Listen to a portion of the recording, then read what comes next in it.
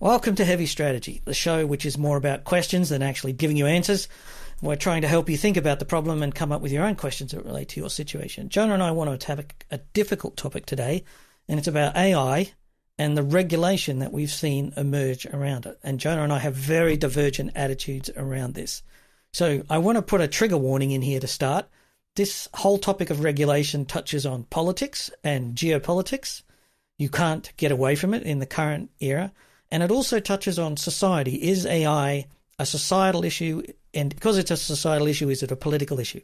I do want to say that both Johna and I approach this apolitically. That is, we're not particularly on one side or the other of this fence here. What we're trying to get into here is, should there be regulation around AI, or should it be allowed to develop on its own without any government control at some point in the future? And somewhere in the middle is our positions on this. I think that's correct. I don't think either one of us is of the position that no regulation is wonderful and desirable and moreover effective. So we can scratch that off the list.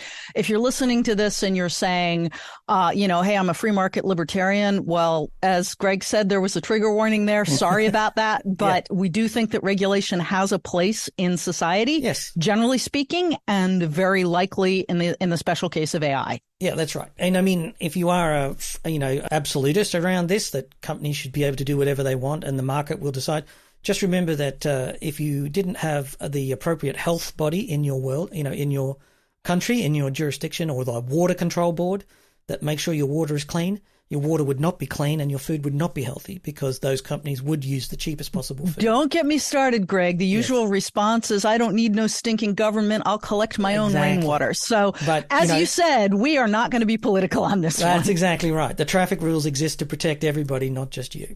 So let's get into this. So what we saw in the last 2 or 3 months is a whole bunch of regulation discussion. We saw the EU get together and make moves on its AI Act. Specifically the US this week, there's been an executive order led by the presidential arm around AI, putting some initial guidelines out on what they expect AI to do. The G7 have also announced some voluntary guidance. The UK had a AI summit of some sort, and we got to watch our Prime Minister fawning all over Elon Musk like he's not an idiot, which was really embarrassing. I'm glad I missed that, Greg. Yeah, it was terrible. So what we're seeing is this emergence of politics and governments putting some controls around or looking into or setting out a case for putting regulations around AI. The question is, Johna, is this good? Is this bad? Or where's the degrees of good, bad in here? Well, it depends what you define as this. From the standpoint of saying technology needs to be looked at holistically and assessed realistically. So what are the threats? What are the vulnerabilities? What are the upsides, the downsides as well as the upsides? I think that's a good thing. However, if by this you mean the specific regulations that are in place, then I have some real reservations. Particularly with the executive order, I have some concerns about this generally and not about the notion of regulating AI, but the way it's been gone about. So maybe we should start with the first question is, should AI be regulated? Let's not talk about what AI. Maybe we'll focus on that as a second stage. Do you agree in principle that AI, as a very broad idea, should there be some regulation? Like there is a case to be made to say AI should be allowed to evolve until it reaches some sort of useful product. So today, ChatGPT has been on the market for less than 12 months. You could make an argument that ChatGPT hasn't really found its market. It hasn't, like, even though it's making $1 billion a year in subscriptions, is it much bigger than this? Should it be let to evolve and grow until it reaches some sort of steady state and then the government should jump in? Or could you take more of my position, which is government should engage early and not let these tech companies go out of control and become too big to manage? I think it depends on what you define as regulation. For example, as you were posing the question, I think very reasonable regulation would be warning of the form that the U.S. government finally imposed on cigarette manufacturers, which is, cigarettes are dangerous and can kill you. And so you can't buy a pack of cigarettes without this leaping out at you. That said, you can still buy the pack of cigarettes. And we talked about this in the prep call. We kind of disagreed on this basic stance, but ChatGPT can create absolute nonsense. You were calling it garbage in, gospel out. Yeah. And my response was, well, for heaven's sakes, everybody knows that. And your response was, they do not. Yes. And so to the extent that everybody doesn't know that, I think regulation that would require purveyors of consumer-oriented ChatGPT-like services to clearly label not only their tools, but also the product of the tools, I think that would make sense. So what I'm saying in English is slap a warning on ChatGPT and anything like it that says you must not trust this output. It is completely untrustworthy by design. And oh, by the way, the whole watermarking concept, which is embedded in the executive order, is a brilliant one if somebody could figure out how to do it. So from the standpoint of warning people that this can be abused, I think that's definitely something. So I think that's a fallacious use case. Let me point you to the link that I've got here. Industrial robot crushes man to death in a South Korean distribution center. This is a robot that's using image recognition to detect what's on the line, and it recognized the worker as a box and then proceeded to pick him up and kill him. Is that a terrible accident? Is that an example? That would be an extreme accident where the output of an AI algorithm that's doing image recognition failed to do it correctly and resulted in a human death. Well, I think you're playing a bait and switch here. That isn't even remotely ChatGPT. That's actually AI going to work in industrial robotics setting. And let me remind you that there's plenty of regulation around industrial robotics. And this is the crux of my challenge with AI generally. It's not the AI that's the problem. It's how people use it or could use it. So just to bring up another example, I wrote an emergency advisory a few months back called Gas Station Heroin, AI and You. And the problem was that you can buy entirely unregulated supplements in gas stations in the United States, and they can be one molecule off of actual heroin. And you can really mess yourself up because these things are unregulated because they're not selling heroin. Now, what's happening is the companies are using AI to generate more and more and more of these compounds, none of which are regulated. My point is, I don't really care whether the compound got generated by the use of AI or whether it was a couple mad scientists in a lab somewhere. The point is, you're selling effectively heroin at gas stations, which probably is a bad idea. So back to your robot. Back to my robot. The point is that you should be not regulating so much the use of AI, but actually the use of industrial robots and pay it. In this case, the thing that the part of the machine that led to this unfortunate person's death was the artificial intelligence machine learning algorithm that was not accurate enough or not good enough. And in my mind, this is what regulation, from my reading how does regulation make AI algorithms better? Big part of the AI regulation. So I'm going to quote you here from Firefox or the Mozilla Foundation, right? They released some guidelines. They tend to get involved in political issues. It's sort of associated with their openness. And they said that they see there's 4 things in contemplating rules for AI or regulation for AI, right? Incentivize openness and transparency. Open systems facilitate scrutiny and help foster an environment. So far, all of the AI companies have refused to engage on that point. They refuse to be open. They refuse to be transparent because they say that's our competitive behavior. And more importantly, we can't, and this comes back to this line, that I brought up, which is garbage in, gospel out. People look like, how many times have you read a Microsoft Word document where someone's trusted in autocorrect to do all the spelling corrections? Well, coming back to this, though, this is exactly the point that I made up front that you dismissed. Openness is key. If you say, expect garbage out, here are my algorithms, this is what's going on, that's a form of openness. And that's actually very, very important because you're simply giving people the tools to evaluate. You're going with the idea that people can smoke cigarettes and kill themselves? That's okay. We shouldn't take cigarettes we shouldn't make cigarettes safe in any way by reducing tar or by making sure that there's no toxic chemicals. So, for example, just a few years ago, cigarettes used to contain toxic chemicals which used to help them burn faster. All I can point out is that two examples of this. One is that once we started putting those warnings, smoking began to decrease, and it's decreased out the wazoo. The second thing is that we're doing the same thing now, putting calorie labels on food. It's amazing the impact. When people walk in, they actually do change their minds when they're buying fast food. To my mind, that would be a light touch regulatory control. Exactly. And that's why... Put a warning label on the outside. I think we can agree on that. Yeah, but then the question is how much for? So correct. One of the interesting ones that Mozilla Foundation put forward is said distribute liability equitably. That I agree with enormously. It's like in the United States, not to get into politics, but one of the canards is that you can't sue a gun manufacturer or a gun owner for what got done with their dangerous piece of equipment, whereas you can, in fact, and it has happened, that you can actually sue and recover damages from a rental car agency that leased you a car. And if that car was used lawnmower, an unsafe lawnmower, which causes, that's what it's crazy. So crazy. Yes, so they're saying here the complexity of AI systems necessitates a nuanced approach to liability that considers the entire value chain, from data collection to model deployment. Liability should not be concentrated, but distributed that reflects how AI developed and brought to market. Rather than and I think in the United States in particular, that's an excellent, that's an excellent way to control things. Yes, that's right. We shouldn't just, the last foot in the chain should not be expecting liability, because then the liability would have to be pushed back up the chain by each person in the chain. And then the challenge there becomes someone in the chain breaks down or goes broke, and then the liability chain is broken. And that's not exactly how it works. Which is actually a very interesting point. Yes. And I think that's very reasonable too, because what we've also seen here is there is liability around copyright, where these companies have, by and large, scraped data off the internet, which is copyrighted, which belongs to somebody. My blog, for example, is showing up in ChatGPT, right? They've taken my content, which is copyrighted, has a copyright logo on the bottom, and it's now forming up part of the knowledge base of ChatGPT. That is theft, right?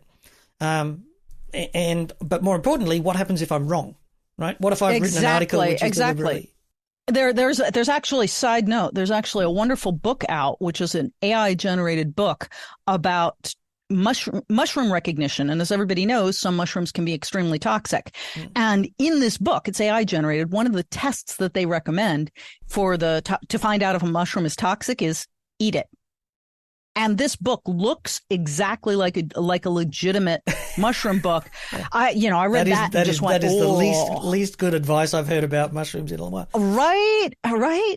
That's yeah. Just a brief pause to ask, did you know Packet Pushers has a job board? Whether you're looking to find or fill your next great IT infrastructure role, the Packet Pushers job board is the place to go. It's easy to post, easy to browse, and easy to apply. So whether you've got IT talent or you're looking for IT talent, visit jobs.packetpushers.net and get to work. That's jobs.packetpushers.net. The next one they talk about is championing privacy by default. They're saying that privacy legislation must be at the forefront. Now, the use case that I would put here is that this week we saw a company called Kachova. They've just been sued by, Kachava, and they've been sued by the FTC for selling data that tracks people to the point of, it was just mind-boggling just how much close they are. But the actual lawsuit that the FTC is bringing is saying we track people whether they go to reproductive health clinics, places of worship, or other sensitive locations, and they sell that data. So people can then buy data based on, you've just been to a clinic, maybe you've something personal, maybe a sexual disease or maybe a heart disease, and then insurance companies can go and get that information and decide whether to insure you or not. And I think the angle to consider here is not that the models contain this data, because that horse has bolted. What this does is it allows the use of AI and machine learning to give outcomes which are abusive, if you will, right? Well, so the challenge that I have here, and this is broadly speaking the challenge with regulating AI generally, you want to regulate the outcome. The problem isn't AI abusing your privacy. The problem is your privacy getting abused. And one of the bigger challenges, and I'm going to keep narrowly focusing on the executive order because I have some real concerns about it. The challenge is in the United States, there is not the bedrock principle that privacy exists. And in fact, we've recently eroded that. So there's a notion that you don't inherently have privacy. And even when the states are trying to promote that, the federal government has not taken a position such as the way, for example, Europe has with GDPR. So it's very difficult to layer AI privacy or, protection of data used within AI. So you would have to, but what you're suggesting to me there is not that it can't happen, but that if you start to do this here, you actually have to do something radically different in the US context, whereas other countries would have less of an uplift here and say it's much more likely. Exactly. And that gets back to the gas station heroin, because the problem isn't that AI is being used to generate gas station heroin. The problem is that supplements are completely unregulated. So then the question is, do we want to regulate every single supplement?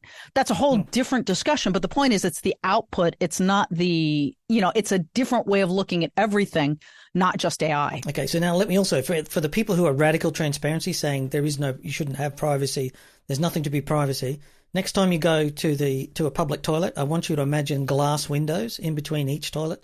No male and female toilets, just one with glass windows, right? So I think you keep they actually the smell have that in some trendy clubs in New York. So if you think that is radical transparency, right? If you've got nothing to hide, then you believe in in public toilets actually having glass between them so you can see what everybody's doing. And that is an extreme example, but there is a point where some things should be, you don't need to see everything that somebody's doing, right? And I do think in the United States that we've taken the, privacy is unnecessary way, way too far. But I would like to point out something, which is, I think in the end, even though we promised politics, this comes down to politics with a small p. I mean, this isn't Republican or Democrat or, Tory or Labor or whatever, but it does come down to fundamental premises on how society should be run. Yes. And I think that's part of the challenge is everybody's overburdening this notion of AI regulation with things that properly belong to a much broader not political, but social. But as always, when it comes to political change, it tends to come around some sort of a key issue or a there's a catalyst. There's usually a catalyst, and then that often then frames the resulting legislation, which is then not necessarily ideal, right? But I think my point here is that so you got to start somewhere. Yes, that's your point. I think the flip side here of privacy and AI is it's not that they've got the data, although that is a worrying and a concerning thing. It's the exploitation of that data or the information that you can extract from that data that AI enables. That is the concern here.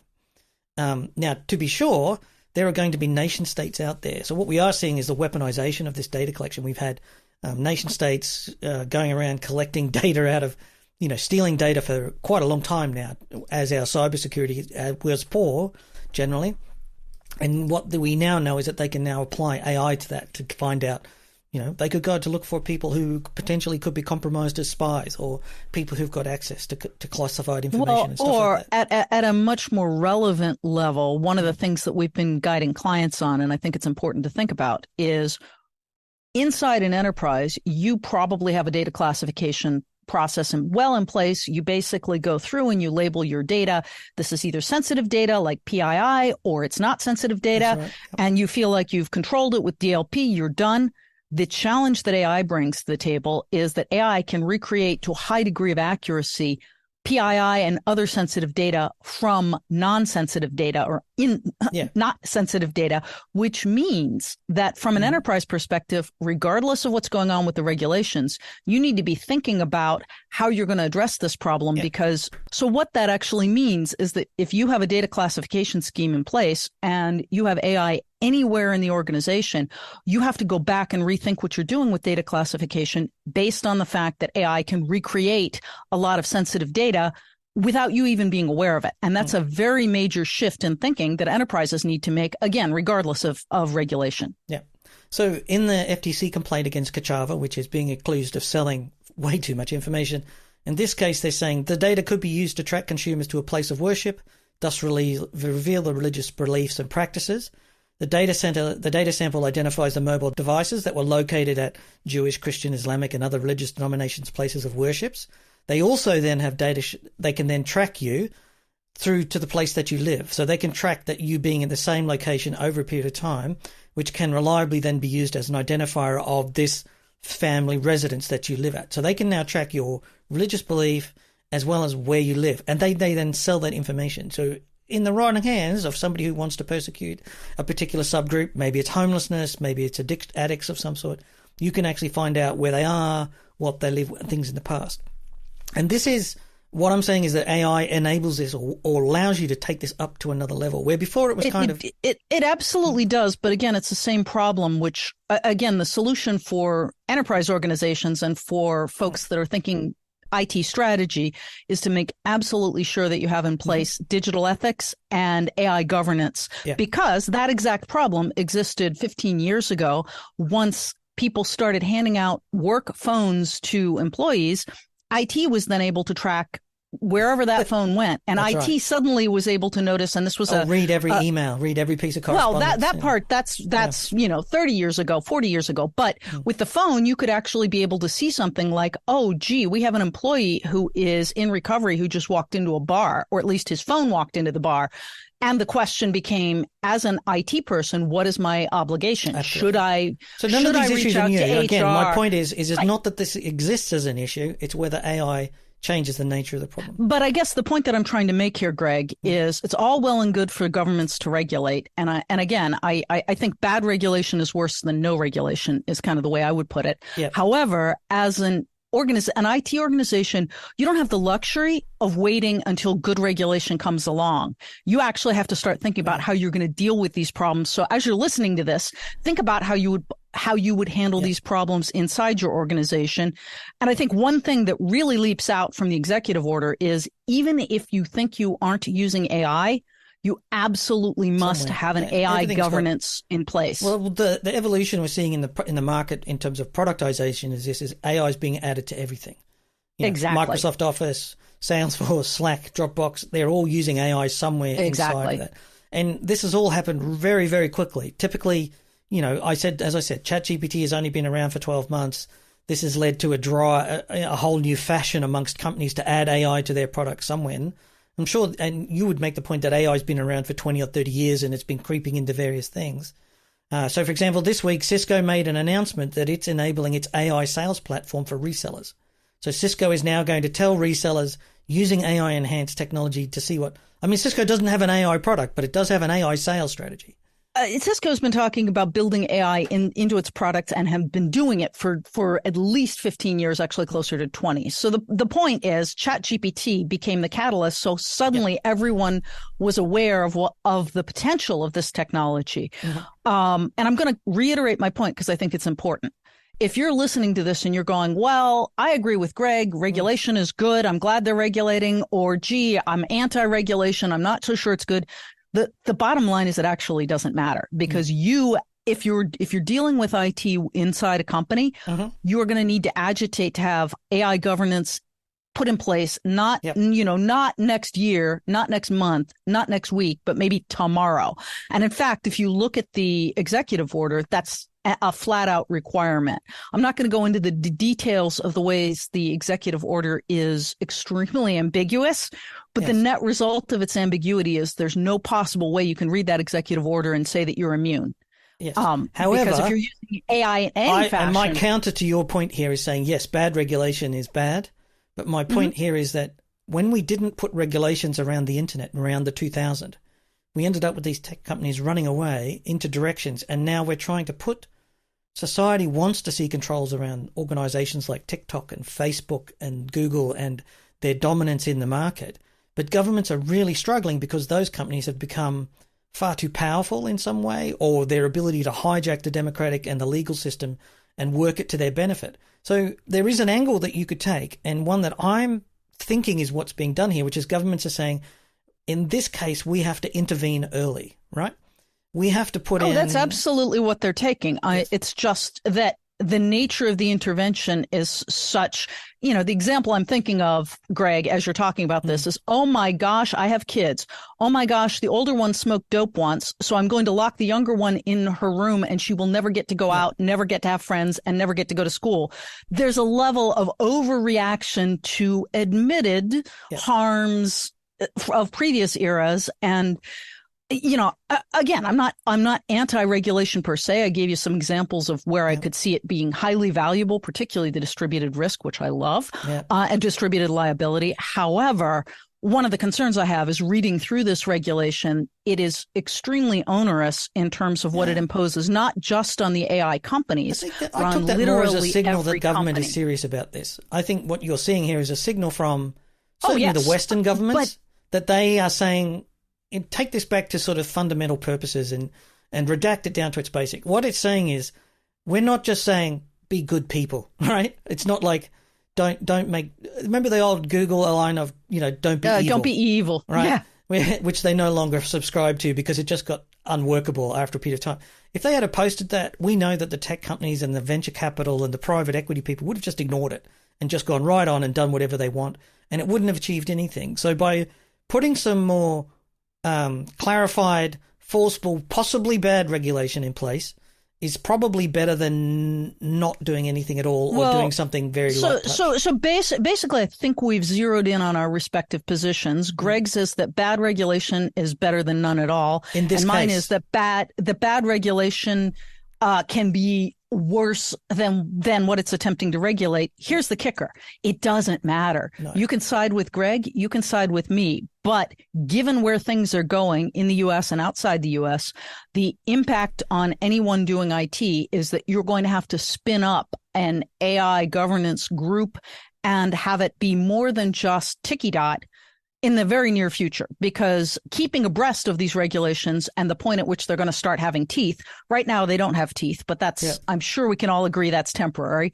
That's going to be a full-time job for somebody or somebodies, depending on how large your organization is. And you're going to need to be feeding this information back to people setting corporate strategy.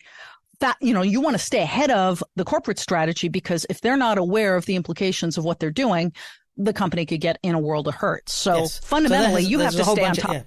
So one of the thing, I think what you're alluding to there is that if the regulation works in a certain way, your employer could suddenly be exposed to that as part of the blast radius. You might suddenly be on the hook. I'm saying that as written today, yes, that is the case. Yes. Because the characteristics of those for whom the regulation applies are written so broadly and so ambiguously, it's basically everybody.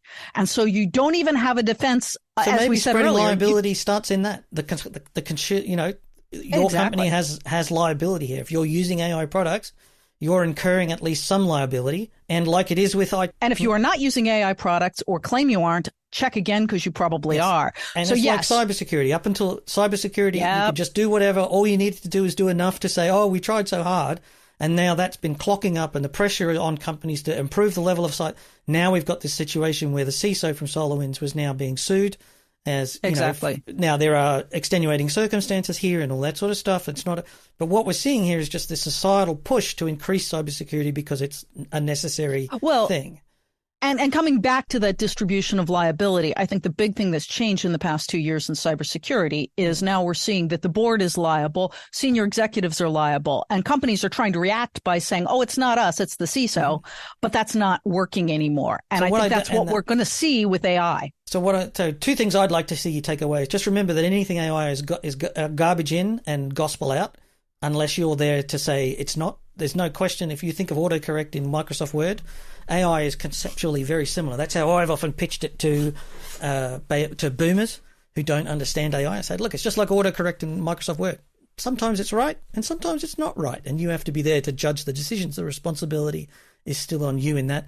And the other one is that perhaps in this case, the governments here are just trying to get ahead of a new emergent tech industry before it gets too large and too uncontrolled, and then they lose control of the situation. Yes, it's possible that there's bad regulation going on here, probably likely, but at least they're doing something instead of letting it go, turn into something you don't want. To which I would respond, listening to all this, that's all very nice in the abstract. At a practical level, it means that you are not immune. So even if you think you're dodging the AI bullet, you probably aren't, and you really want to start thinking about what you're going to do inside your company. Thanks very much for listening to Heavy Strategy. As always, it's been such a privilege to have you with us. Johna, where can people find out more? Come hit us up at Nemerdes.com. We have a community where we talk about this and other issues. You can just fill out the application form, and we look to see you there. And I'm Greg Farrow. You can find me over on Packet Pushers with a lot of other fine free technical content. If you've appreciated today, don't hesitate to throw your ideas out at packetpushers.net/FU. Send us your follow-up and let us know what you're thinking. Did we get this right? Did we get this wrong? Hopefully we found a balance through the middle of this. And if we haven't, we apologize. We did try very hard, and we even put a trigger warning at the front. Thanks very much for listening. We'll see you again in a couple of weeks.